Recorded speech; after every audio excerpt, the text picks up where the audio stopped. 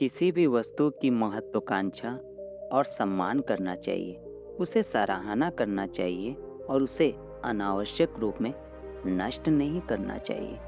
हमें किसी भी वस्तु, सामग्री या संगठन की महत्वाकांक्षा, महत्व और मूल्य को समझना चाहिए और उसे आदर्शता और सम्मान के साथ देखना चाहिए। हमें वस्तु के उच्च महत्व को समझने और महत्वपूर्ण करने की क्षमता विकसित करनी चाहिए। साथ ही हमें बर्बादी, नष्टीकरण या उसे अप्रासंगिक रूप में नष्ट करने की बजाय उसे संरक्षित रखने और उपयोगी बनाने का प्रयास करना चाहिए। यह वाक्य न केवल अन्य व्यक्तियों और उनकी महत्वपूर्णता के प्रति आदर्श को दर्शाता है, बल्कि इसका अनुपालन भी हमें अपने आप के साथ, सामग्री, संपत्ति और पर्यावरण के प्रति सच्ची मेहनत करने के लिए प्रेरित करता है। हमें अपने संपत्ति की कीमत समझनी चाहिए और उसे अच्छी तरह से देखभाल करनी चाहिए, जिससे हम उसे नष्ट नहीं करते हैं।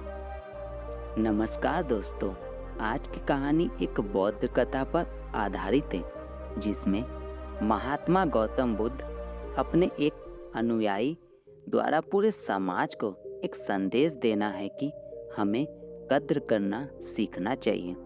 जो भी प्रकृति में है, आप कहानी के बातों में खो न जाए, इससे पहले हमारे चैनल को सब्सक्राइब कर लें। तो चलिए कहानी शुरू करते हैं। भगवान बुद्ध के लाखों अनुयायी थे। इन्हीं में से एक पिछले कई सालों से रोजाना उनके आश्रम में जाया करता था, उनके प्रवचन सुना करता था, ध्यान लगाया करता और वापस चला जाता। यह सिलसिला ऐसा ही चलता रहा। मगर एक दिन यह अनुयायी आश्रम नहीं आया और उसके बाद उसने आश्रम में जाना ही छोड़ दिया। बाकी कई लोगों की तरह बुद्ध ने भी यह महसूस किया कि उनका नियमित आने वाला अनुयायी किसी वजह से अब आना बंद कर दिया है। इस बात को कई दिन बीत गए। एक दिन बुद्ध भिक्षा मांगकर एक गांव के रास्ते से गुजर रहे थे।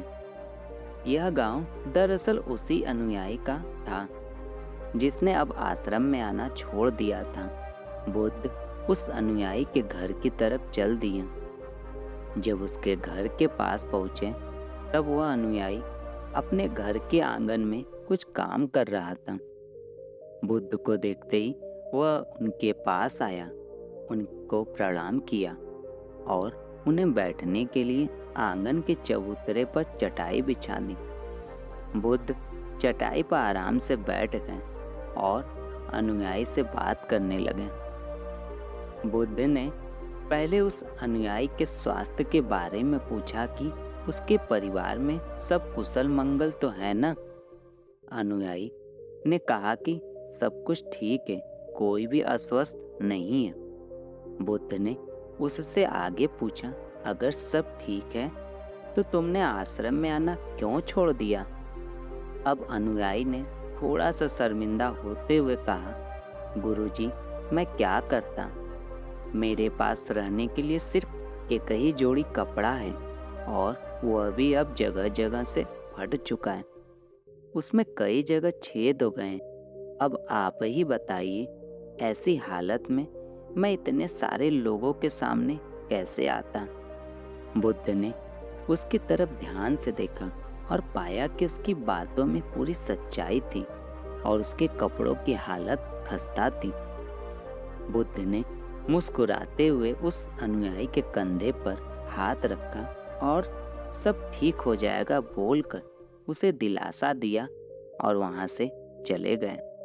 एक बार बुद्ध जब प्रवचन दे रहे थे, तो प्रवचन खत्म होने के बाद बुद्ध ने अपने एक धनवान अनुयायी को रुकने के लिए कहा। बुद्ध ने उससे कहा कि वह उनके गरीब अनुयायी को 2 जोड़ी कपड़े भिजवा दे। श्रीमंत अनुयायी ने उन्हें वचन दिया कि वह अगले दिन जैसा उन्होंने कहा है वैसा ही होगा। अगले दिन अपने वचन के मुताबिक श्रीमंत अनुयायी ने अपने नौकर के हाथों न सिर्फ उस गरीब अनुयायी के लिए बल्कि उसके पूरे परिवार के लिए 2 जोड़ी कपड़े भिजवा दिए। नए कपड़े पाकर गरीब अनुयायी और उसका पूरा परिवार बहुत खुश हो गया। अगले दिन से बुद्ध ने देखा कि वह अनुयायी फिर से आश्रम में आने लगा है। बुद्ध ने उससे पूछा कि अब तुम्हें कोई परेशानी तो नहीं है? अगर है तो बताओ। अनुयायी ने कहा, अब मुझे कोई तकलीफ नहीं है, बस कपड़ों की थी जो आपने पूर्ण कर दी। अब मैं बहुत खुश हूँ। बुद्ध ने अनुयायी से पूछा, अच्छा बताओ, तुमने अपने पुराने कपड़ों का क्या किया? अनुयायी ने कहा, हमारे ओढ़ने के कपड़े ओढ़ने लायक नहीं बचे थे, इसलिए मैंने अपने पुराने कपड़ों को उनकी जगह इस्तेमाल करना शुरू कर दिया। बुद्ध ने पूछा, फिर तुमने अपने ओढ़ने वाले कपड़ों का क्या किया? मैंने उन्हें पर्दों की जगह इस्तेमाल करना शुरू कर दिया। अनुयायी ने कहा, उन पुराने पर्दों का क्या हुआ? बुद्ध ने फिर से पूछा। मैं उनके 4 टुकड़े करके चूल्हे से गर्म बर्तन उतारने के लिए इस्तेमाल करता हूँ। अनुयायी बोला, पहले गर्म बर्तन पकड़ने के लिए इस्तेमाल करते थे, उन कपड़ों का क्या किया? बुद्ध ने फिर से पूछा। मैं अब उन्हें घर में पोछा लगाने के लिए इस्तेमाल करता हूँ। अनुयायी ने जवाब दिया। पुराने पोछों का क्या किया, वह भी बता दो। बुद्ध ने अगला सवाल पूछा। वह कपड़ा कुछ भी करने लायक बचा नहीं, इसलिए मैंने उसके तार अलग कर दिए और उनसे दिया की बाती बना ली। इन्हीं बातियों में से एक बाती आज इस आश्रम में भी मैंने जलाई है। उसी की रोशनी में हम बैठे हैं। भगवान बुद्ध अनुयायी के जवाबों से बहुत खुश हुए। उन्हें इस बात का काफी संतोष हुआ कि उनका अनुयायी किसी भी वस्तु को अच्छी तरह से इस्तेमाल करता है और हर वस्तु की कद्र करता है। दोस्तों, इस कहानी को उन लोगों तक जरूर पहुंचाएं जो उन्हें आसानी से मिलने वाली वस्तुओं की कद्र नहीं करते, आज ज़रूरत से ज़्यादा लेते हैं, फिर बिना अच्छे से इस्तेमाल किए वेस्ट करते हैं या फेंक देते हैं। दोस्तों, आज की यह कहानी आपको कैसी लगी? कृपया मुझे कमेंट करके ज़रूर बताएं और अगर आपको यह कहानी पसंद आई है तो अपने दोस्तों को ज़रूर शेयर करें।